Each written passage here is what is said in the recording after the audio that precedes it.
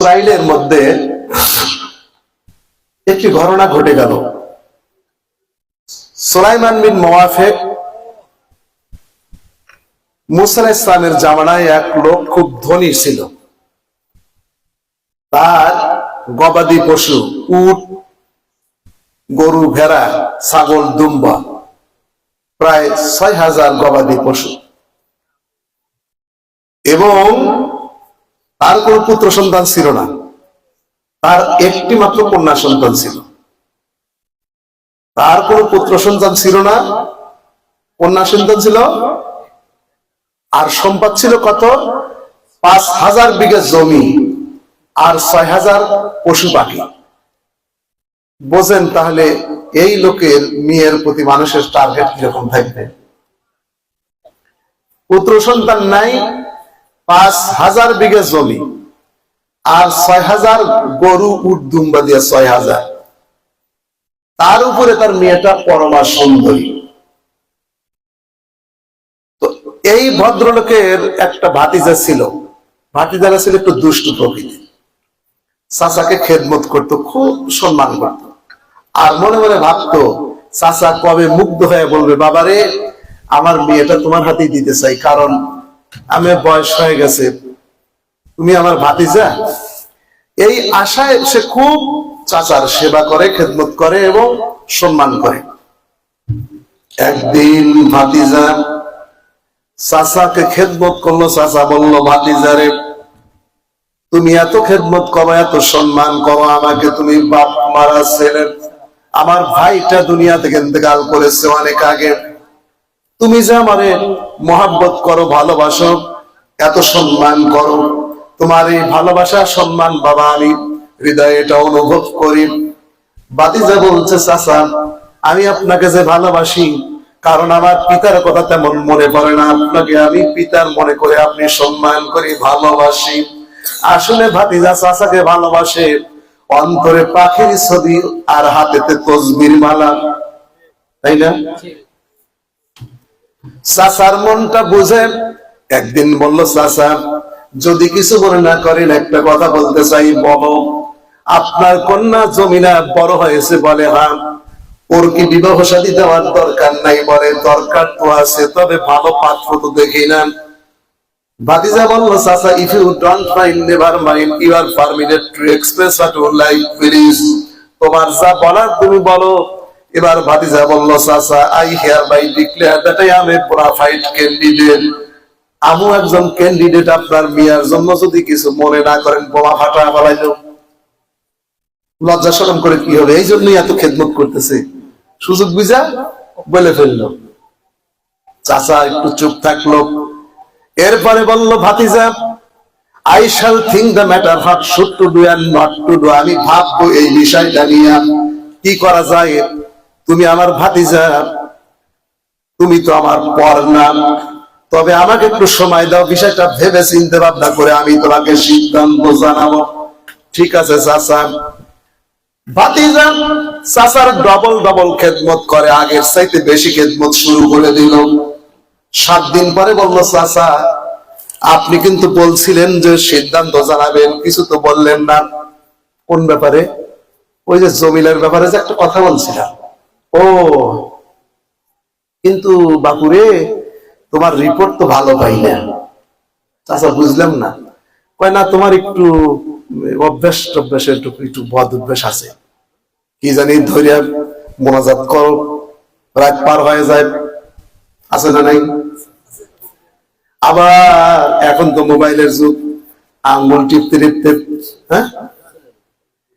তারপরে ভাতিজা বলল, চাচা আমি জানতাম আমার শত্রুর অভাব নাই, আপনার কান কেউ না কেউ ভারী করবে, কারণ যদি জমিলা আমার হয়, আপনার ভাতিজা আপনার ঘরেই থাকবে, আর আপনার কন্যা আপনার ঘরেই থাকবে, সম্পদও রক্ষা হবে, আর আপনার ভাতিজা আপনার ঘরেই থাকবে। এইটা তো অনেকের সহ্য হবে না, আমি জানি। অনেকেরই। চাচা একটু চিন্তা ভাবনা করেন, রিভিউ করেন, পুনর্বিবেচনা করেন। তুমি যাই বলো ভাতিজা, আমি খোঁজ খবর নিয়ে জেনেছি তোমার সাথে আমি মিয়া বিবাহ দেব না, আমার কন্যাকে বিবাহ দেব না, তোমার সঙ্গে এটা সম্ভব না। চাচা বলল, ভাতিজা বলল, চাচা এইটাই কি চূড়ান্ত কথা নাকি? বলে হাত, যদি এইটাই চূড়ান্ত কথা হয় তাহলে চাচা কিছুই আমার বলার নাই, তবে আমি আপনার ভাতিজা ভাতিজাই থাকবো, আপনি চাচা চাচাই থাকবেন। এই কথা বলে সামান্য মনক্ষুণ্ণ হলো, ভাতিজা বিদায় করে দিলেন। সেবা করে, শুশ্রূষা করে, ভাতিজা চাচার সেবা কিন্তু বন্ধ করে না। হঠাৎ একদিন বলল, চাচা ওই যে ছোট লক্ষ্মীপুর গ্রামের অমক হাজী সাহেব আপনার দাওয়াত দিছে। কবে দাওয়াত দিছে আমি তো জানি না। বলছে যে না, আপনি দুপুরের সময় একটু ঘুমাইছিলেন। আমি বললাম চাচা তো ঘুমাইছে, এই সময় চাচাকে ডাকা যাবে না, চাচাকে ডাকা যাবে, একটু সামনে আগান তো। জিকির করুন সুবহানাল্লাহ আলহামদুলিল্লাহ লা ইলাহা ইল্লাল্লাহ সুবহানাল্লাহ আলহামদুলিল্লাহ লা ইলাহা لا إله إلا الله لا إله إلا الله لا إله لا إله إلا الله محمد رسول الله صلى الله عليه وسلم। আপনাকে ওই যে ছোট লক্ষ্মীপুর গ্রামের হাজী সাহেব দাওয়াত দিছে, ওই বাবা আমি তো জানি না, আপনি একটু বিশ্রাম নিচ্ছিলেন তো। আমি বললাম না চাচা একটু মুরব্বী হয়ে গেছে, একটু ঘুমাইছে, এখন ডাকা ঠিক হবে না, তো আপনি যে দাওয়াত দিলেন চাচাকে আমি পৌঁছা দেবো দাওয়াতটা। বাবা ঠিকই তো চাচা, আপনার সাথে কি আমি অন্যরকম কথা বলতে পারি? ঠিক আছে, রওনা দিল। মনে করুন ফাঁকা ময়দান, কয়েকটা ফাঁকা ময়দান পার দিয়ে আসতে হবে এই লক্ষ্মীপুর গ্রামে। আগে থেকেই ভাতিজার পরিকল্পনা যে আমার চাচা বেঁচে থাকলে আমি চাচাতো বোনটাকে, যেহেতু চাচা বলেছে তোমার সঙ্গে কন্যা বিবাহ দেব না, সুতরাং চাচাকে মরতে হবে, কিন্তু কেমনে মারবে পরিকল্পনা আগে থেকে প্রিপ্ল্যান করে রেখেছে। চাচাকে বলল, চাচা আগে আগে যান। ভাতিজা চাচা বলে, বাবা আমি মুরব্বী মানুষ, ভালো রাস্তাঘাট দেখি না, তুমি আগে যাও। ভাতিজা আগে যায়, কিছুক্ষণ পরে বলে, চাচা বেয়াদবি হয়, আপনি মুরব্বী আমার পিছনে থাকেন, কেমন হয় আপনি আগে যান, আমি পিছন থেকে বলে বলে দেব। সময় সুযোগ বুঝে যখন দেখলো আশেপাশে কোনো লোকজন নাই, সেই সময় রশি আগে নিয়ে গিয়েছিল, গামছা বলেন রশি বলেন, চাচাকে এরকম করে পিছন দিক থেকে রশি লাগায় দিল। চাচা ঘুরে তাকাইছে, এর মধ্যে টান দিয়ে চাচাকে জমিনে ফেলে দিল। চাচা বলছে, ভাতিজা কি ব্যাপার কি? কয় চাচা রে, আমি বলেছিলাম জমিলাকে আমার হাতে উঠায় দেন, আপনি কিন্তু বললেন না তোমার সঙ্গে আমার কন্যাকে বিবাহ দিব না। যেহেতু আপনি থাকবেন, আপনার জমিলাকে আমি পাবো না, তাই সিদ্ধান্ত নিয়েছি আপনাকে দুনিয়া থেকে বিদায় করে দেব। ভাতিজা এত মহাব্বত করি রে বাবা তোমাকে, তুমি কি চাও তোমাকে দেওয়া হবে। বলে আপনার রাজকন্যা চাই, রাজত্ব চাই, মানে সালা শুদ্ধ খাবে আর কি। এমনি তো ভাতিজার সম্পদ পাইতো, যেহেতু তার কন্যা সন্তান না, কিন্তু মন মানে না, সব খাবি। সেই জন্য চাচাকে হত্যা করলো।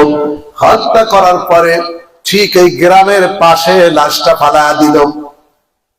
লাশ ফালা দিয়ে বলতেছে, এই ছোট লক্ষ্মীপুর গ্রামের মানুষ এই সম্পদের লোভে পড়িয়া আমার চাচাকে মারছে। এরা বলে যে আমরা কেন তোমার চাচাকে মারবো, এগুলো তো আমরা জানি না। অত্যাচার নির্যাতন শুরু হয়ে গেল, গ্রামকে গ্রাম গন্ডগোল, মারামারি, কাটাকাটি। সব লোক মিলে গিয়ে বলল, চলো মুসা নবী যেহেতু এখনো জিন্দা আছে, জীবিত আছে, আমরা এই ঘটনা মুসা নবীর কাছে গিয়ে বলি, দেখি তিনি কি সমাধান দেয়। সমস্ত লোকজন মিলে গিয়ে আল্লাহর পয়গম্বর মুসার কাছে চলে গেলেন। আল্লাহর নবী মুসা ওই যে আলী বিন সুলাইমান বিন মুআফিক সবচাইতে বড় ধনাঢ্য ব্যক্তি, যার একটি মাত্র কন্যা সন্তান, যার 6000 গবাদি পশু এবং 5000 বিঘা জমি, একটি মাত্র কন্যা সন্তান জমিদার, কে বা কারা তাকে হত্যা করেছে, কিন্তু না বুঝে না জেনে আমাদেরকে দোষারোপ করছে। এটা এমন একটা অবস্থা হয়ে গেছে, গ্রামকে গ্রাম এখন খুনাখুনি শুরু হয়ে যাবে। আপনি একটু দয়া করে বলেন কে তাকে হত্যা করেছে? আল্লাহর নবী মুসা বলেন, আমি কি আলিমুল গায়েব নাকি? আমি কি গায়েব জানি কে হত্যা করেছে? কারণ গায়েবের মালিক কে? আল্লাহ। والله الذي لا إله إلا هو عالم الغيب والشهادة هو الرحمن الرحيم والله الذي لا إله إلا هو الملك القدوس السلام المؤمن المهيمن العزيز الجبار المتكبر سبحان الله عما يشركون والله الخالق البارئ المصور له الأسماء الحسنى আল্লাহ হলেন আলিমুল গায়েব এবং শাহাদাত। তখন তারা বলল, হুজুর আমরা বুঝলাম আপনি আলিমুল গায়েব না, কিন্তু আপনি তো আল্লাহর নবী, আপনি যদি দোয়া করেন আল্লাহ অবশ্যই বিষয়টা জানা দিবেন। একটু দোয়া করেন, আল্লাহ যেন জানায় দেয় কে তাকে হত্যা করেছে। একটু আল্লাহর কাছে কি করেন? দোয়া করেন, আল্লাহ আপনাকে কি করবে? আপনার নাম কালিমুল্লাহ। ওয়াত্তাখাযাল্লাহু মূসা তাকলীমা, মূসাকে আল্লাহ কালিমুল্লাহ হিসেবে গ্রহণ করেছে। আপনি একটু দোয়া করেন। আল্লাহর পয়গম্বর মূসা তার উম্মতের বিপদ দেখে দোয়া করলেন, রব্বুল আলামিন আমার জাতির মধ্যে একটা বিপদ, একজন বিত্তশালী লোক মারা গেছে, কে তাকে হত্যা করেছে? এই না বিভ্রাট এবং হট্টগোল, ফতনা ফাসাদ শুরু হয়েছে। আপনি দয়া করে জানায় দেন এইটা রহস্য উদ্ঘাটন করার উপায় কি? আল্লাহ পাক সঙ্গে সঙ্গে ওহী নাযিল করে দিলেন। আল্লাহ পাক বলছেন, وَإِذْ قَالَ مُوسَى لِقَوْمِهِ إِنَّ اللَّهَ يَأْمُرُكُمْ أَن تَذْبَحُوا بَقَرَةً قَالُوا أَتَتَّخِذُنَا هُزُوًا قال أعوذ بالله أن أكون من الجاهلين আল্লাহ পয়গম্বর মুসা বললেন, যখন বললেন মুসা তার জাতিকে কওমকে বললেন, হে আমার জাতি, তোমরা যদি এই মৃত্যু রহস্য উদ্ঘাটন করতে চাও কে তাকে হত্যা করেছে, আমি দোয়া করলাম আল্লাহ আমাকে জানায় দিয়েছেন এই রহস্য যদি উদ্ঘাটন করতে চাও তোমরা একটি গাভী জবাই করো। সুবহানাল্লাহ বলেন। কি জবাই করো? ওরা বললো যে একটা লোক মারা গেছে আর আপনি বলছেন গরু জবাই করা লাগবে, কামটা একটু উল্টো পাল্টা হলো, গোজামিল হইলো। হুজুর একটা ঠাট্টা করতেছেন নাকি? মানুষ মারা গেছে আর আপনি কোন গরু জবাই করা লাগবে, এই জিনিসটা তো কেমন হইলো, মিললো না। Do make mockery with us, আপনি কি ঠাট্টা করেন? আতাত্তাখিজুনা হুজুয়া, আপনি কি আমাদের সঙ্গে ঠাট্টা বিদ্রুপ করতেছেন? মুসা নবীর উম্মতরা বলল। মুসা নবীর রাগ কম না বেশি? উনি যখন রাগ করতেন মাথার চুল সোজা হয়ে দাঁড়া যেত। মুসা নবী রাগান্বিত হয়ে গেলেন। আল্লাহর পয়গম্বর মুসা বললেন, قال أعوذ بالله أن أكون من الجاهلين। ঠাট্টা বিদ্রুপ করা এটা মূর্খদের কাজ, এটা অশিক্ষিত মূর্খ যারা বিবেক জ্ঞান নাই এই সমস্ত জাহেলদের কাজ হলো ঠাট্টা বিদ্রুপ করা। আমি একজন আল্লাহর পয়গম্বর হয়ে কেন ঠাট্টা বিদ্রুপ করব? এই ঠাট্টা বিদ্রুপ এই সমস্ত গর্হিত কাজ থেকে আমি আল্লাহর কাছে পানা চাই, আমি যেন জাহেল হয়ে না যাই। তোরা তখন বলল, হুজুর বুঝলাম আমাদের ভুল হয়েছে, তবে আমরা দোয়া করেন। গাভী জবাই করার জন্য আমরা রওনা দিয়ে চলে গেলাম। আল্লাহর পয়গম্বর মুসা নবীর 70 জন উম্মত, বড় বড় নেতা লিডাররা আসছিল। বাইটকা করা মানে মসআলা, যত রকমের ঝামেলার লোক সমাজে নেতৃত্ব দেয় এই লোকগুলাই আসছিল। 5 মাইল যাওয়ার পর বলল একটা কথা, আমরা তো গাভী জবাই করব, ঠিক আছে, কিন্তু ওই গাভীটা বয়স কেমন হবে, গাভীটার রং কেমন হবে, কিছুই তো জানলাম না। একটা জবাই করলেই তো হয়, ওরাই বলতেছে। কিন্তু আর একদল লোক বলে না, একটু ভালো করে জানা দরকার যে এই গাভীটা আসলে কেমন হবে, একটু ভালো করে জানা দরকার গাভীটার বয়স কেমন হবে। 5 মাইল পথ যাওয়ার পরে এই 70 জন নেতা খেতা চলে আসলো আর বললো, আল্লাহর নবী মুসা, আপনি একটু মেহেরবানি করে আমাদের বলে দেন গাভীটার বয়স কেমন হবে, গাভীর বর্ণনা একটু ভালো করে দেন। قالوا ادع لنا ربك يبين لنا ما هي, গাভীটা কেমন হবে, গাভীটার বয়স কেমন হবে একটু ভালো করে আমাদের বলুন। তিনি দোয়া করলেন, মুসা আলাইহিস সালাম দোয়া করলেন, আল্লাহ সঙ্গে সঙ্গে আয়াত নাযিল করে দিলেন। মুসা বললেন, ইন্নাহু ইয়াকুল ইন্নাহা বাকারাতুন লা ফারিদু ওয়ালা বিকর, এই গাভীটা আল্লাহ জানায়া দিছে, আমাকে জানায়া দিছে, আল্লাহর কাছে আমি দোয়া করেছি। আমার উম্মতেরা তোমরা শোনো, আল্লাহ আমাকে জানাইছে এই গাভীটা বাছুরও হবে না, বুড়াও হবে না, একবারে বুড়া হয়ে গেছে তাও হবে না, আবার বাছুর গরু তাও, আবার বাইনা যালিক, উভয়ের বয়সের মাঝামাঝি হবে, একবারে বৃদ্ধও হবে না, আবার বয়সন্ধিক কোনো যাবে না, এই মাত্র যৌবনে পদার্পণ করেছে এই জাতীয় গাভী হবে। ফাফআলু মা তু'মারুন,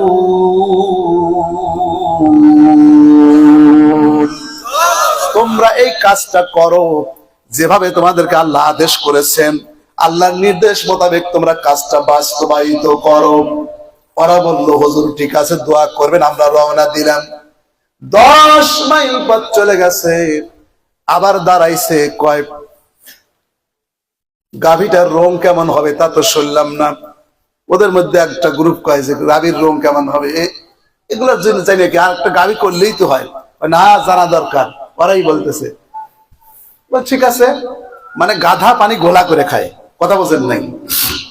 ওরা আবার ফিরে চললো মুসা আলাইহিস সালামের কাছে শোনার জন্য। ক্বালু উদউ লানা রাব্বাকা ইউবাইয়িন লানা মা লাউনুহা, নবী মুসা একটা কথা বলতে আমরা ভুলে গিয়েছিলাম, শুনতে ভুল করেছিলাম, সেটা হলো গাভী তো জবাই করবো, কিন্তু গাভীটার গায়ের রং কেমন হবে একটু বললে ভালো হয়।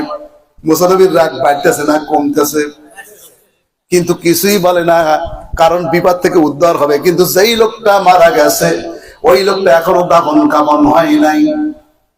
আল্লাহ ওকে মামাইয়া বানাইয়া আল্লাহ পাক ওকে ফরমালিন দিয়া রাখছে, ওর পোস্টমর্টেম করবে আল্লাহর পক্ষ থেকে, সুবহানাল্লাহ বলেন।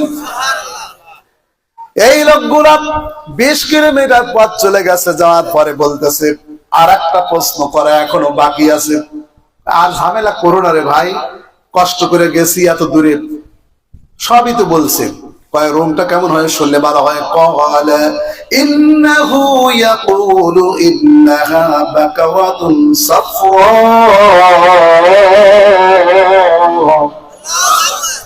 গাভীটা হলুদ রং হবে, তীব্র হলুদ রঙের হবে। ফাকিউল লাউনুহা তাসরুন নাজিরিন, এমন চিত্তাকর্ষক হবে, দুধে আলতা রং, এটা রেয়ার রং হবে, সুন্দর তীব্র হলুদ হবে, যেটা এত সুন্দর হবে, দৃষ্টি নান্দনিক হবে, দর্শক দেখলেই তাদের অন্তরটা শীতল হয়ে যাবে। দর্শককে যেটা আনন্দ দেয় এমন সুন্দর গাভীর রং হওয়া লাগবে। সাধারণত গাভী হয় সাদা অথবা কালো অথবা লাল, সাধারণত হলুদ রঙের গাভী খুঁজে পাওয়া কঠিন। কিন্তু ওরা গাধা বলে কান ধরে দে টান, ওরা নিজেরা ইন্নাল্লাহ ইয়ামুরু বিনহা ইয়ানহা মান কিল ক্বাল ওয়া ইজাতিল মাল কাসরাতিস সুআল, রাসূলুল্লাহ বলেন তোমাদের বেশি প্রশ্ন করা নিষেধ করা হয়েছে, অযথা সম্পদ নষ্ট করতে নিষেধ করা হয়েছে। সুতরাং ওরা বেশি বেশি প্রশ্ন করেছে। বলল, হুজুর ঠিক আছে, এবার আমরা ইনশাআল্লাহ কাজটা করব, দোয়া করেন।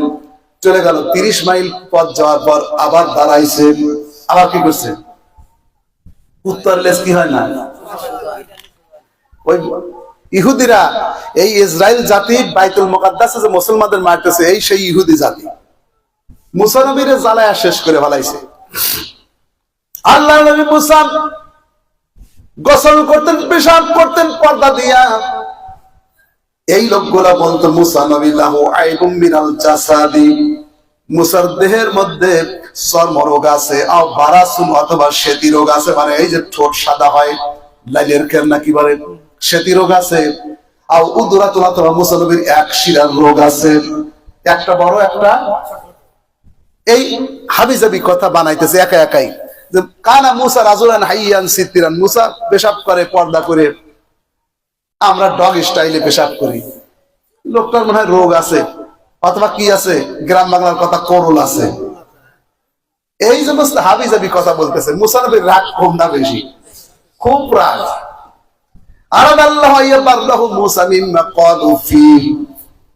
মুসা নবীর বিপক্ষে ওরা যে কথা বলে, আল্লাহ চাইলেন মুসাকে পবিত্র করতে, সেখান থেকে নিষ্কৃত দান করার জন্য।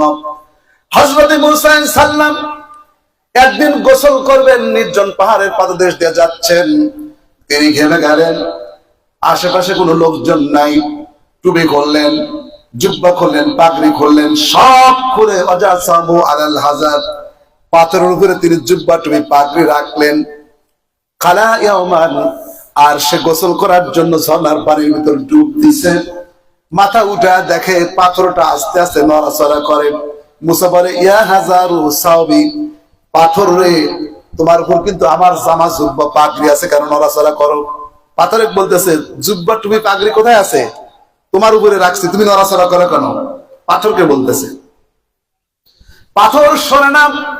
আল্লাহর পয়গম্বর মুসা আবার যখন গাত্র দাহন করার জন্য, আবার যখন গোসল করার জন্য আবার ডুব দিছে, সম্পূর্ণ জন্মদিনের পোশাক পরে মুসা আলাইহিস সালাম গোসল করতেছে, কারণ আল্লাহ ছাড়া কেউ নাই, নির্জন জায়গা। এমন সময় আল্লাহর পয়গম্বর মুসা আলাইহিস সালাম তাকায় দেখে মুসা নবীর টুপি, জুব্বা, পাগড়ি, জামা কাপড় নিয়ে পাথরটা ঝাইয়া দৌড়। এই পাথর বলে নাকি দাঁড়ান, পাথর সরে না, দৌড়াচ্ছে মুসা, পাথর দৌড়াচ্ছে, আর মুসা আলাইহিস সালামও দৌড়াচ্ছেন, কিন্তু তিনি যে উলাঙ্গ, অ্যাবস্ট্রাক্টেড হয়ে গেছেন। আল্লাহ তার সাময়িক সময়ের জন্য ব্রেনটাকে, আল্লাহ পাক তাকে সাবস্ক্রাইব করে দিছে, ব্রেনটাকে অ্যাবস্ট্রাক্টেড করে দিছে সাময়িক সময়ের জন্য। সে ভুলে গেছে, could not call to mind, তার স্মরণ নাই যে তুই উলাঙ্গ হয়ে গোসল করতেছে। লাঠি নিয়ে বলে, পাথর দ্বারা, পাথর দাঁড়ায় না, পাথর দৌড়ায়, আল্লাহ পারেন সব করিতে। তামাশা দেখো বসিয়া, নীল দরিয়ায় সোনা ডুবে যায়, পাথর বেড়ায় বাসিয়া, কাদের কুদরাত তুদারি আর সে কাহি আকুনি, মরদারা তু জানে বকশি জিন্দারা বেজা করি। এই পাথর দৌড়াচ্ছেন, মুসা ইসলামের টুপি, জুব্বা, পাগড়ি যা আছে সবকিছু পাথরের উপর আছে। উনি উলঙ্গ হয়ে পাথর নিয়ে পিছনে পিছনে লাঠি নিয়ে দৌড়াচ্ছে। যেই রোগগুলা বলতো মুসা নবীর এক শিরার রোগ আছে, অথবা মারাত্মক চর্ম রোগ আছে, অথবা মুসা নবীর শ্বেতি রোগ আছে, মানে ধবল রোগ আছে, যারা বলতো ফান্তাহা ইলা মালাইন মিন বানি ইসরাঈল, বনি ইসরাঈলের নেতারা যেখানে বসে বৈঠক করতেছিল, সেইখানে গিয়া পাথরটা দাঁড়ায় গেল। ফারাউহু উরিয়ানান, এই লোকগুলা মুসা নবীকে তারা দেখলো, একবারে যা দেখার তাই দেখলো, একবারে চাইনিজ অবস্থা। সুবহানাল্লাহ। তারা বললো, আল্লাহি মাসনাবি মুসা, আল্লাহর কসম, আমরা যে বলেছি এক শিরার রোগ আছে, ধবল রোগ আছে, শ্বেতি রোগ আছে, চর্ম রোগ আছে, একটাও তো নাই। বনি ইসরাঈলের মধ্যে মুসা আলাইহিস সালাম তো হ্যান্ডসাম যুবক, সুদর্শন যুবক একটাও নাই, বলেন সুবহানাল্লাহ। মুসা নবী রাগান্বিত হয়ে লাঠি দিয়া পাথরে আঘাত করলো, পাথরটা অসংখ্য টুকরা টুকরা হয়ে গেল। এই মুসা নবীকে ওরা বারবার বিরক্ত করে, মুসা নবীর টেম্পার বাড়তেছে, কিন্তু মুসা নবী ধৈর্য ধারণ করে আছে। ওরা কয়, আল্লাহর নবী দয়া করে একটু বলুন গাভীটার রংটা কেমন হবে? বললো, গাভীর রং হবে হলুদ রং, এমন গাভী হবে দেখার সঙ্গে সঙ্গে যাদের চোখটা শীতল হয়ে যাবে। হুজুর ঠিক আছে, রওনা দিলাম। আবার কিছু দূর যাওয়ার পরে বলতেছে, চলো চলো যাই, আর একটা কথা শোনা বাকি আছে। কথা বুঝতেছে? ওদের মধ্যে যে লোকগুলো একটু বুদ্ধিমান, তারা বলতেছে, ঝামেলা করো কেন, বারবার প্রশ্ন করে করে বিরক্ত করতেছে। একটা গরু জবাই করলেই তো হয়ে যায় গাভী, না একটা গাভী জবাই করলে কি হয় নাকি? ভালো করে শুনে আসি, চলো। আবার রওনা দিল। মুসা আলাইহিস সালামকে বললেন, قالوا ادع لنا ربك يبين لنا ما هي إن البقرة شابه علينا وإنا إن شاء الله لمهتدون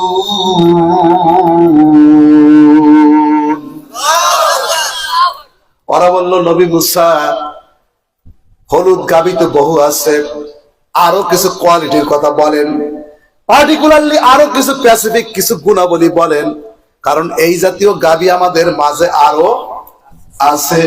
সুতরাং একটু ভালো করে বলেন, ইনশাআল্লাহ আল্লাহ যদি চায় লা মুহতাদুন, আমরা হেদায়েত প্রাপ্ত হবে, সঠিক কাজ করতে পারবো। قال إنه يقول إنها بقرة لا ذلول تثير الأرض ولا تسقي الحرث مسلمة لا شياة فيه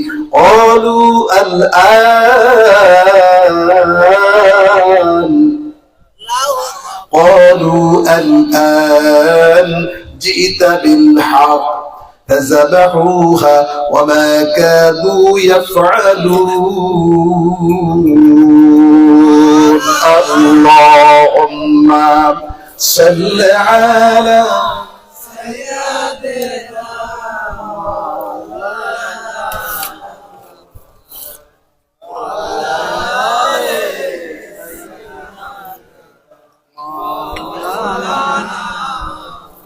اللهم صل على مولانا محمد وعلى آله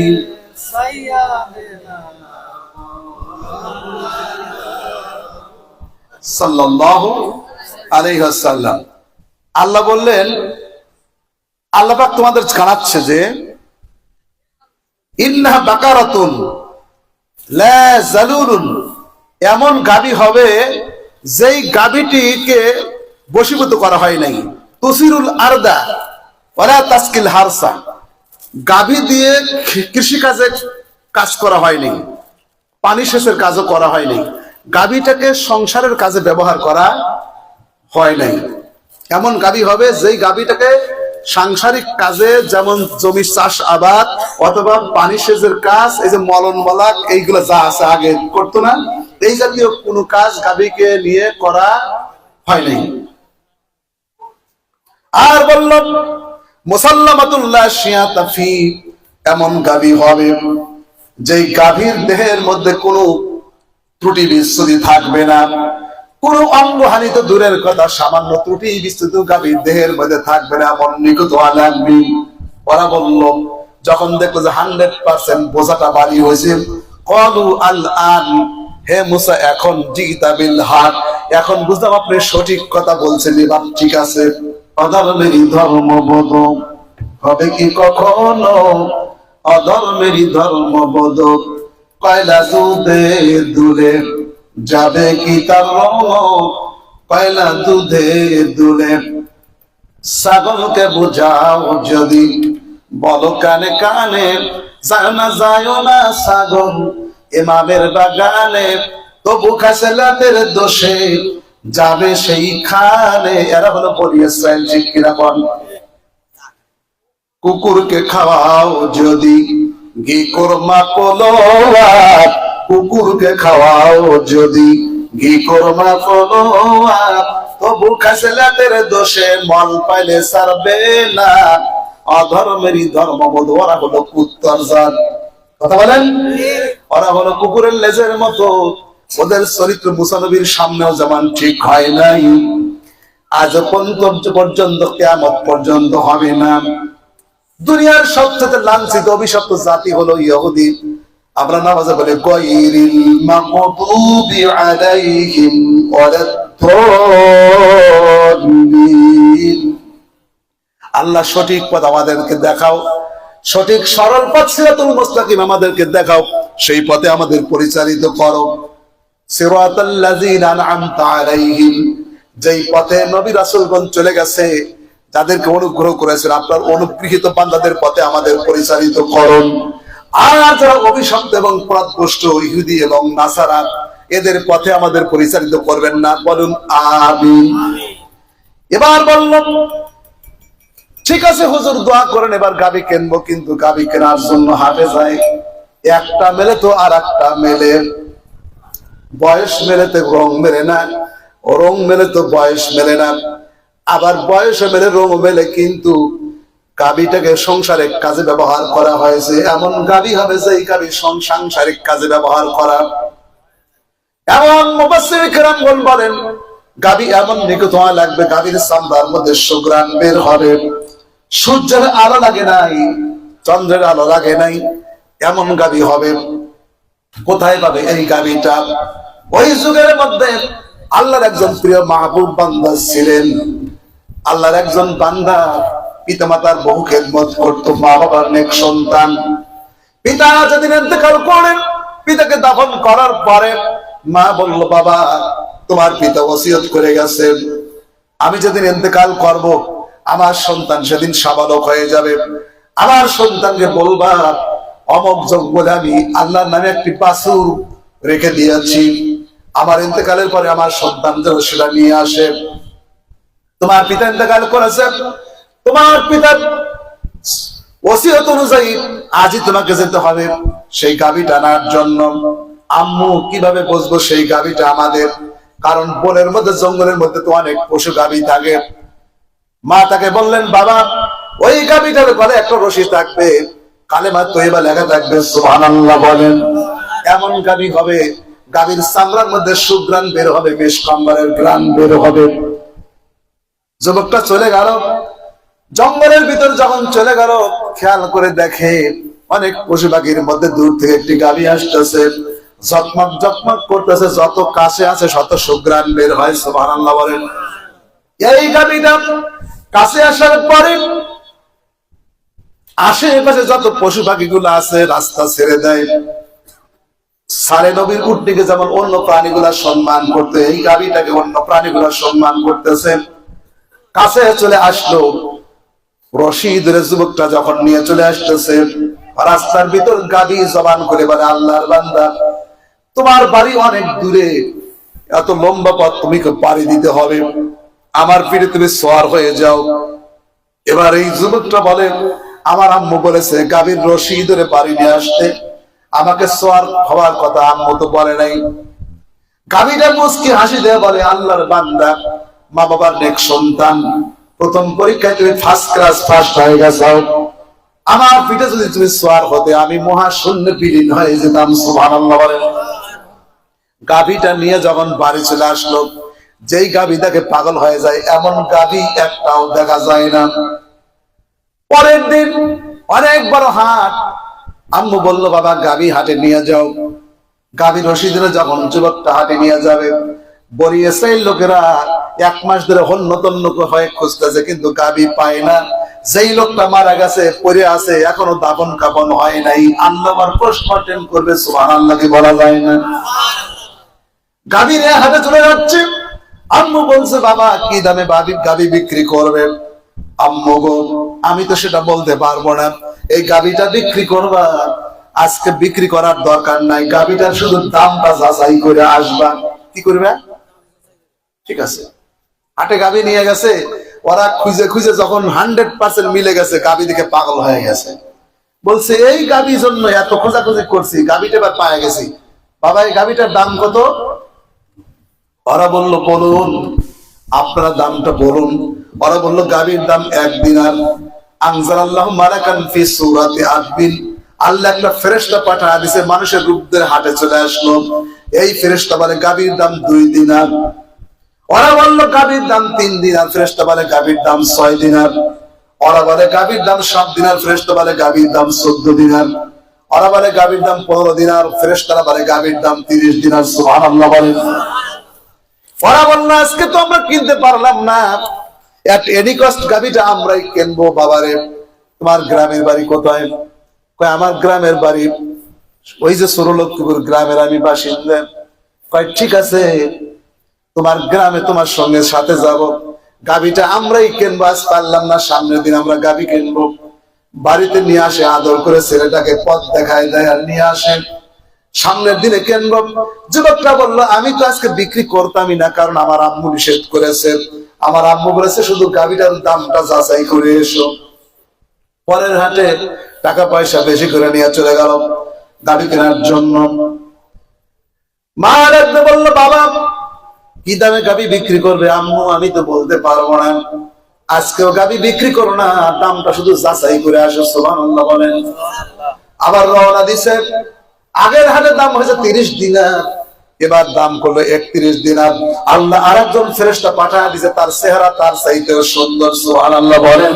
এই ফেরেশতা বলে গাভীর দাম 62 দিনার। তোরে কোন সুবহানাল্লাহ। ওরা বলে গাভীর দাম 63 দিনার। ফেরেশতারা বলতেছে গাভীর দাম 126 দিনার। সুবহানাল্লাহ কোন। কিনতে পারলো না। সামনের দিনে কিনবো বাবা, কয় আজ কিন্তু আমি গাভী বিক্রি করবো না, আমার আম্মু বলেছে গাভী বিক্রি করা যাবে না, দামটা যাচাই করে এসো।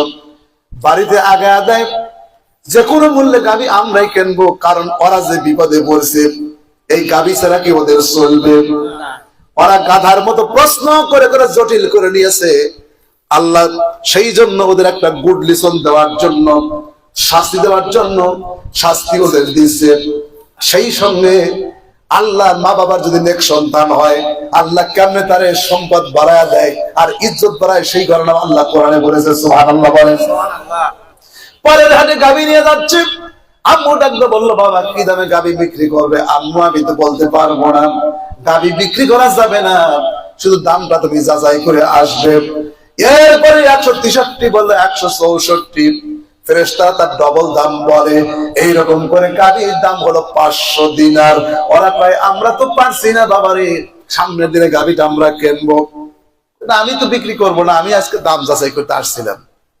চলে গেল মুসা নবীর কাছে। ওরা বুঝতে পারলো ইয়াজিদুল আকলু বাদা ফেরারে সারেক, সোর পাওয়ার পরে বুদ্ধি বাড়ে। ওরা বুঝলো আমরা যে বেয়াদবি করেছি নবীর সঙ্গে, বারবার প্রশ্ন করে করে জটিল করেছি, সেই জন্য নাজেহাল হওয়া লাগতেছে। ইতিমধ্যে একদিন না দুদিন না 2 মাস পার হয়ে গেছে, যেই লোকটা মারা গেছে দাফন কাফন হয় নাই, কিন্তু তার শরীরটা এখনো টাটকা আছে। আল্লাহ ফরমালিন দিয়া কেমিক্যাল দিয়ে বলে টাটকা বানায় রাখছে। সুবহানাল্লাহ বলেন। مكروا مكر الله والله خير الماكرين। বান্দা মক্কর করে, চক্রান্ত করে, দুর্বসন্ধি করে, প্ল্যান করে। আল্লাহ বলেন ইন্না কাইদাশ শাইতানি কানা দাঈফা। শয়তানের চক্রান্ত অনেক বড়, কিন্তু আমি এটাকে নস্যাৎ করে দুর্বল করে দেই। ইন্না কাইদি মাতিন, আমার পরিকল্পনা অত্যন্ত সুদীর্ঘ। আল্লাহু আকবার। মুসা নবীর কাছে চলে গেল। আল্লাহর পয়গম্বর মুসা, আমরা ভুল বেয়াদবি করেছি নবী গো, গাভীটা পেয়েছে কিন্তু এক পিস গাভী আর হাটে নাই। এমন একটা সুদর্শন ছেলে গাভীটা নিয়ে আসে, কিন্তু আমরা যে গাভীটার দাম করি, এমন একজন মানুষ আসে জিন্দেগিতে এত সুদর্শন কোনো মানুষ দেখি নাই। আসলে তো মানুষ না, এরা হলো আল্লাহর ফেরেশতা। ওরা চেহারা দেখার পরে চিন্তা করে এর সাথে তো দামে বংশে আমি জানতে কিছুতেই পারবো না। হুজুর একটু দোয়া করেন, গাভীটা আমাদের দরকার, লোকটা কিন্তু বিপদে এখনো আছে, আমরা বিপদগ্রস্ত আছি। আল্লাহ মুসা দোয়া করলেন যাও, গাভীটার ব্যবস্থা আজকে হয়ে যাবে। এদিকে মা বলেছে বাবা গাভী নিয়ে হাটে যাও, আজকে গাভী বিক্রি করে আসবা। সুবহানাল্লাহ বলেন। কি দামে গাভী বিক্রি করবো? ডাকতে বলতেছে বাবা গাভী বিক্রি করবা, এই গাভী সবাই করার পরে গাভীর চামড়ার মধ্যে যে পরিমাণ স্বর্ণ আসবে, সংকলন হবে, অ্যাকোমোডেট হবে, গাভী সংকুলান হবে, ওই পরিমাণ স্বর্ণ তোমাকে যে দিবে তাকে তুমি গাভী দিবে। সুবহানাল্লাহ বলে।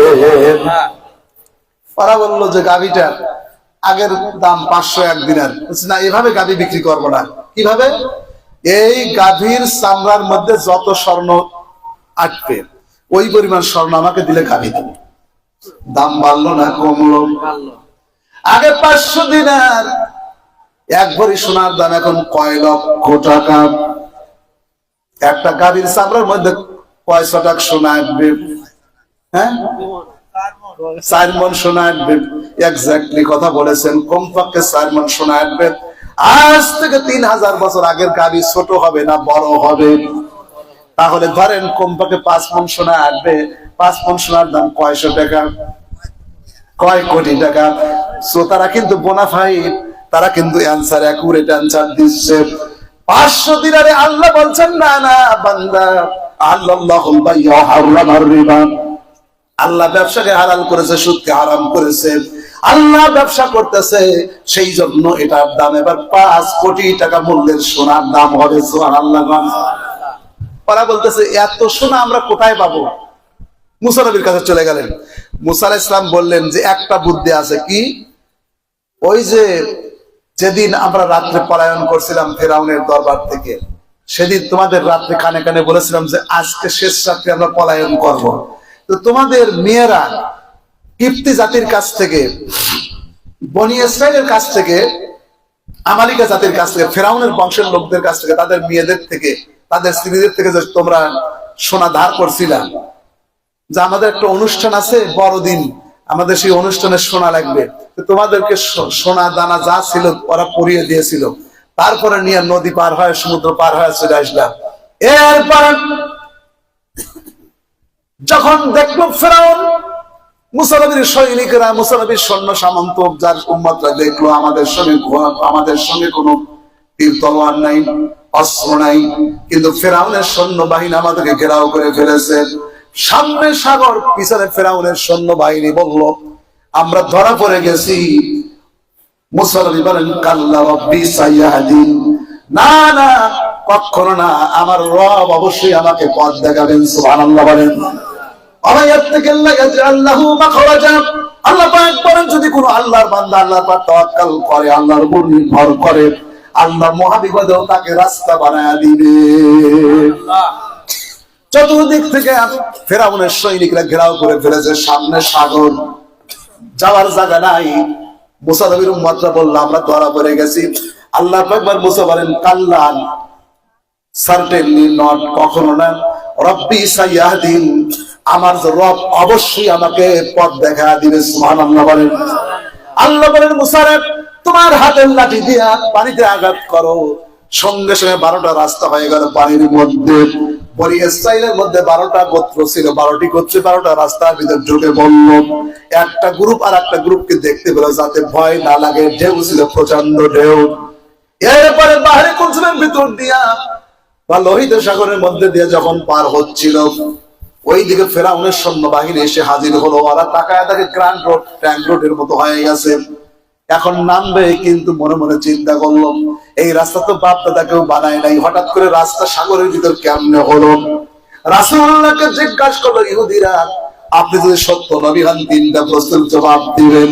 এমন একটা জায়গার নাম বলেন যেই জায়গার জীবনে একবার সূর্যের আলো পড়েছে, কিয়ামত পর্যন্ত আর সূর্যের আলো লাগবে না।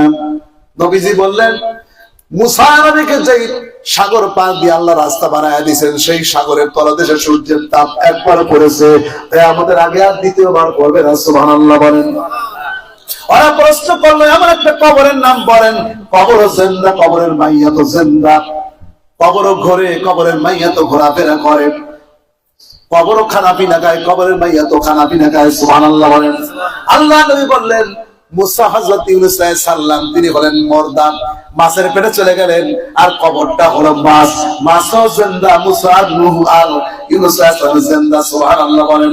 আল্লাহর পয়গম্বর ইউনূস আলাইহিস সালাম মাছের পেটে যখন চলে গেলেন, সেই মাছটা মহাসমুদ্রে অতল গহ্বরে চলে গেল 40 দিন পর্যন্ত, অথবা 7 দিন বা 3 দিন থাকলেন। আল্লাহ তার চোখের পর্দা খুলে দিলেন, তাকা থেকে ক্ষুদ্র ক্ষুদ্র পানিগুলো আমার আল্লাহকে ডাকতেছেন। এবার তিনি বুঝলেন আমার জাতিকে এভাবে না বলে আসা আমার ঠিক হয় নাই। তিনি অনুতপ্ত হয়ে বলেন লা ইলাহা ইল্লা আনতা সুবহানাকা ইন্নী কুনতু মিনাজ জালিমিন। আল্লাহ পয়গম্বর ডাক দেন, আল্লাহ পাক বলেন মুসা নূরে, আল্লাহ পয়গম্বর বললেন ইউনূস রে, মাছের পেটে যখন তুমি চলে গেলে আর আমাকে যখন ডাকলে, আমি তোমার এমন রব, আমি তোমার এমন ইলাহ, তোমার আওয়াজটা পৃথিবীর কেউ শুনলো না, কিন্তু আমি আরশে আজিম থেকে তোমার আওয়াজটা শুনতে পেলাম, চিৎকার তোমার শুনলাম। আমি আওয়াজ শুনে ক্ষান্ত থাকি নাই, মাছের পেট থেকে নাজাত দিয়ে দিলাম। ওয়াকাযালিকা নুনজিল মুমিনিন। এখনো যদি কেউ বিপদে পড়ে আমি আল্লাহকে ডাকে, তোমাকে যেভাবে উদ্ধার করলাম কিয়ামত পর্যন্ত আমি বিপদ থেকে আমার বান্দাদেরকে উদ্ধার করব। সুবহানাল্লাহ বলেন।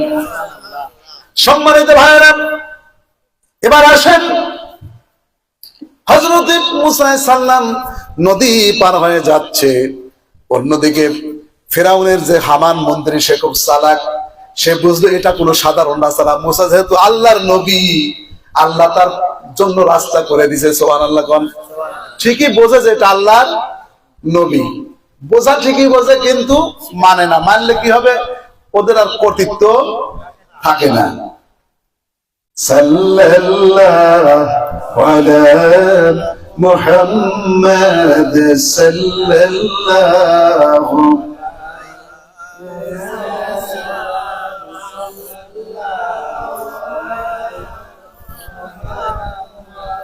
সাল্লাল্লাহু আলা মুহাম্মাদ সাল্লাল্লাহু। ওরে দারুন কাফের রে, তুই কি করিলি হাই, কেমনে মারিলি পাথর সোনার নবীর গায়ে। সাল্লাল্লাহু আলা মুহাম্মাদ সাল্লাল্লাহু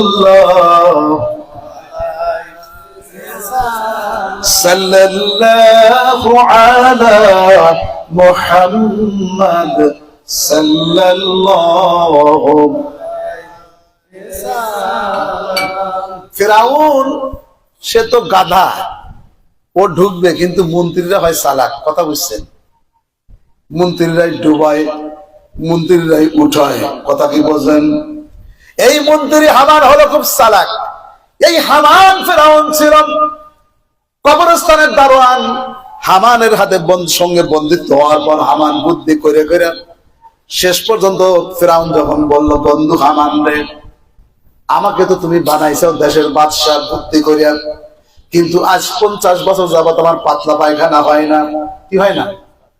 আমার চোখে কোনো ব্যথা নাই, মাথায় কোনো যন্ত্রণা নাই, কোনো অসুখ বিসুখ নাই। ঘটনাটা কি? হামান দেখলো দিস ইজ দ্য মোমেন্ট, এটা গুরুত্বপূর্ণ সময়। বলল, বন্ধু তুমি কি বোঝো না, তুমি কিন্তু সাধারণ মানুষ না। বলে, তাহলে আমি কি? কয়, তুমি হলে খোদা, ভগবান। তোরে কয় নাউজুবিল্লাহ। তুমি কি? ফিরাউন কথাটা গ্রহণ করলাম, তাই নাকি? বলে, হ্যাঁ, তুমি হলো খোদা, তোমার রোগ হবে কেন? ফিরাউন খোদায় দাবি করল। আল্লাহ রাগ করে বাহারে কুজের পানি শুকায় দিলেন। সুবহানাল্লাহ কোন। 6000 বছরের মধ্যে পানি শুকায় না। রাগ করে আল্লাহ পানি যখন শুকায় দিয়েছে, ফিরাউন চিন্তা করলো, খোদায় দাবি করলাম আর পানি শুকায় গেল, মনটা খারাপ। ইবলিস শয়তান দেখলো যে আমার বন্ধু হলো ফিরাউন, আমি একটা ধোঁকা দিছি শুধু আদমকে, আর শয়তান হয়ে গেছি, আর ফিরাউন গোটা জাতিক ধোঁকা দিছে, আমার চেয়ে বড় শয়তানকে ফিরাউন। সুতরাং ফিরাউনকে যদি পার্টনারশিপ দেই তাহলে কাজে লাগবে, তার উইকেটটা ফালানো যাবে। সুতরাং মনে মনে চিন্তা করে ইবলিস শয়তান আবা কাবা করে ওয়াজবি রহমাতুল্লাহ আলাইহি সাইজা যেমন খুশি তেমন সাজছে। শয়তানের এই যোগ্যতা আল্লাহ দান করছেন, যেমন রূপ ধারণ করেন। গভীর রাতে ফিরাউনের খয়ন কাকে চলে গেল। ফিরাউন বলল, কে? মান আনতা, তুমি কে? শয়তান বলে, মান আনতা, তুমি কে? কয়, আমি তো বড় খোদা। কয়, লজ্জা করে না জনগণকে পানি দিতে পারো না? কয়, কবি এখানেই নীরব, আমি তো সবই পারি, শুধু পানিটা দিতে পারতেছি না। বুঝেন নাই? এজন্য তো তোমার গদি চলে যাবে। চিন্তায় আছি খুব। চিন্তা করো না, don't be disappointed, don't got return upset. চিন্তা করার কোনো কারণ নাই। আমি তোমাকে পানি দেব, তাই নাকি? তুমি পানি দিবে কিভাবে সেটা তোমার, this is not your business. এ চিন্তা করার তোমার কোনো বিষয় নাই। I shall think the matter. আমি ভাববো, পানি দেব আমি। চিন্তা করো না, পানির ব্যবস্থা আমি করব। কয়, তোমার কি লাভ? কয়, লাভ হলো আমাকে তোমার নবুয়ত দেওয়া লাগবে। তুমি যে খোদা হয়েছে, তোমার কি নবী রাসূল আছে? বলে না, আমার নবীও নাই। তাহলে তোমার পরামর্শদাতাকে খোদা হলে কি লাগে? নবী রাসূল তো লাগে। আমাকে যদি নবুয়ত দান করো তাইলে আমি তোমার পানির ব্যবস্থা করবো। ফিরাউন দেখলো যে দেশ গোল্লায় যায়, গদি ঠিক তাই। কথা বুঝলেন নাই? হ্যাঁ, you are newly appointed as my apostle. তুমি আমার পয়গম্বর। ঠিক আছে, পয়গম্বরই দিলাম। এবার ফিরাউনকে বলল, ভগবান চিন্তা করো না, পানি সকালবেলায় পেয়ে যাবেন। বন্ধু বান্ধবের ফোন দেয় শয়তান, লক্ষ্য করি শয়তান একত্রিত হলো, বস এত জরুরি তলব কারো কি? বলে আমার বন্ধু ফেরাউন, আমি এক আদমকে ধোকা দিয়া শয়তান হচ্ছি, গোটা জাতিক ধোকা দিছে, খোদা সাজে গেছে। ওর রাজত্ব খতম হলে তো হবে না, ওকে দিয়ে বহু পাপ করাতে হবে। কি করতে হবে? পানির ব্যবস্থা করতে হবে। শয়তানের সাঙ্গ প্রাঙ্গ বললো, পানি আমরা কোথায় পাবো? কয় তোমাদের কাজ হলো বারে কোচের মধ্যে ব্রাশ ফায়ার করে দেওয়া। কি করে দেওয়া? পেশাব করে দাও। মানুষের চাইতে শয়তান 10 গুণ বেশি থাকে সংখ্যায়। ওরা সাগরের মধ্যে এমন পেশাব করলো, পেশাব করার কারণে গলা পানি কোমর পানি হয়ে গেল। সকালবেলা লোকেরা বলে, বাপ রে বাপ, ফেরাউন তো যেন তেন খোদারা পানির ব্যবস্থাও করছে, আবার যদি ফুরাইয়া যায়। কইটে নিয়া কলসি নিয়া যার যা ছিল জম্মের দেওয়া নিচ্ছে। 2 দিন 3 দিন পর পানি দেওয়া টক টক আইনটে আইনটে গন্ধ।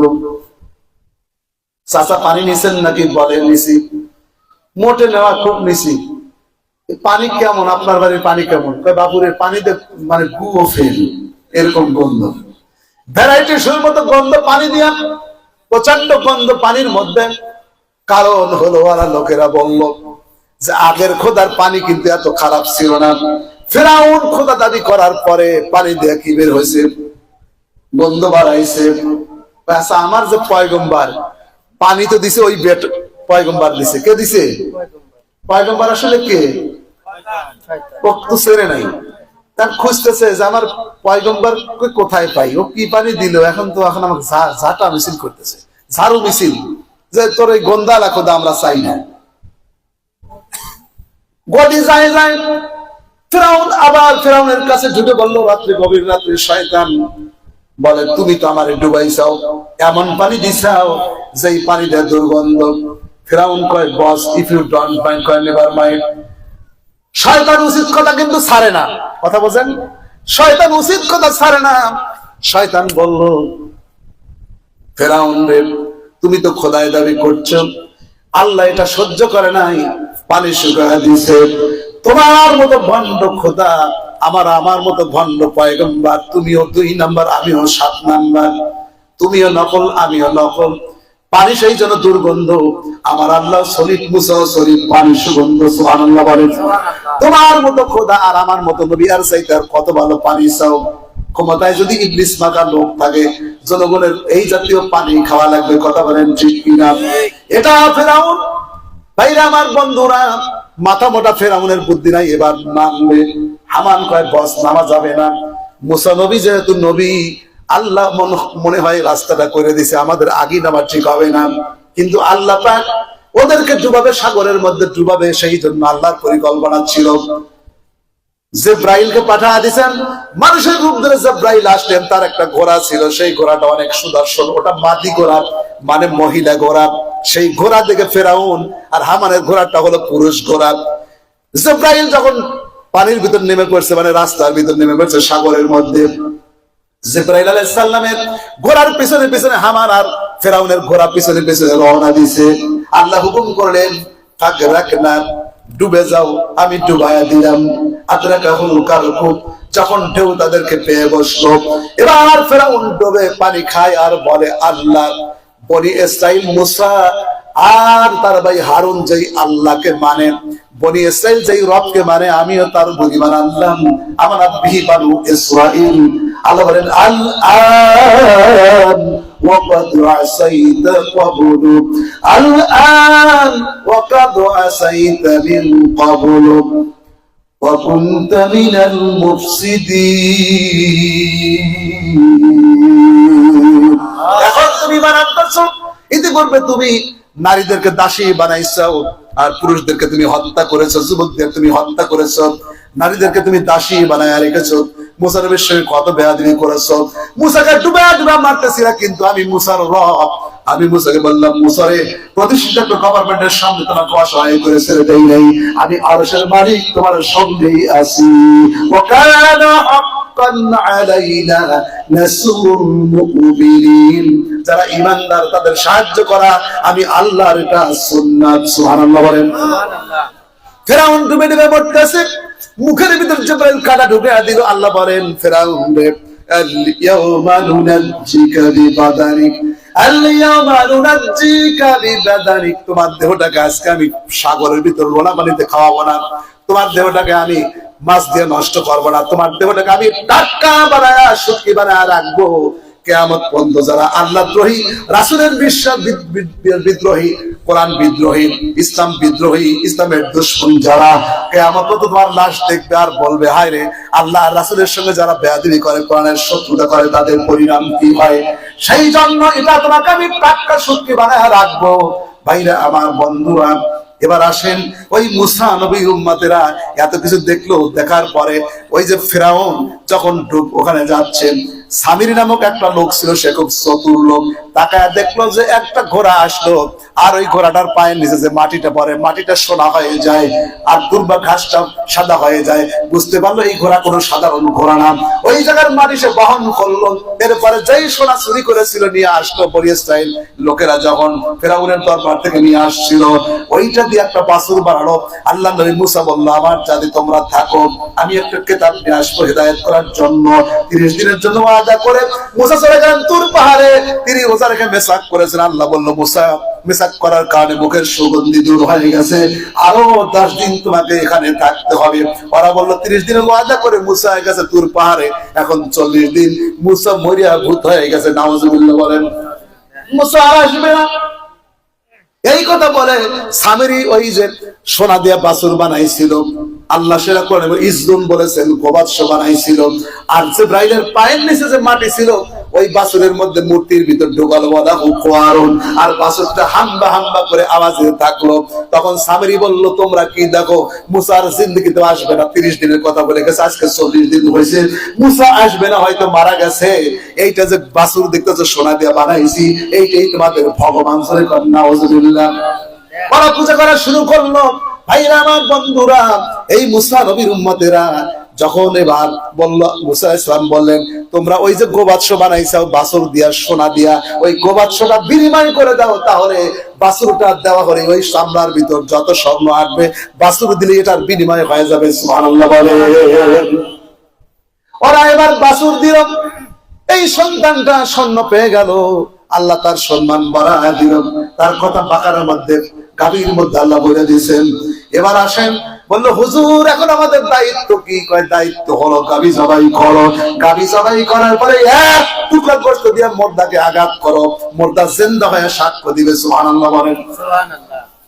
ওরা বললো হুজুর তাই হবে, দোয়া করেন।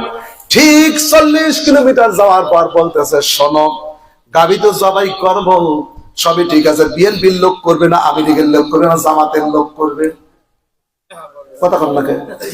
গাভীতে জবাই করবে, কোন গোষ্ঠীর লোক করবে, কোন মেম্বার করবে? গ্রামের মেম্বার দুইটা, কোন মেম্বার করবে? সাবেক চেয়ারম্যান করবে না বর্তমান চেয়ারম্যান করবে? কয় তোমরা ঝামেলা করো না, এই ঝামেলা করে 3 মাস পর্যন্ত বাস গরু আর খুঁজে পাই না, আর ঝামেলা করো না বলে না। এইটা করার জন্য একবার না দুইবার না কষ্ট করে আর 3 মাস কাটাইলো। এমন একটা যুবককে খুঁজে বের করলো, খুঁজে খুঁজে মুসা নবীর লাঠির সমান ওজন, তার যত লাঠির সঙ্গে খাবে খাবে মিলা যাবে, সেই যুবকটা জবাই করবে। ওইটা কাহিনী আরো লম্বা, আরো লম্বা, শেষ পর্যন্ত জবাই করে দিল। মুর্দা জিন্দা হয়ে গেল, এক টুকরো গোশত আঘাত করলো, এবার জিন্দা হয়ে গেল।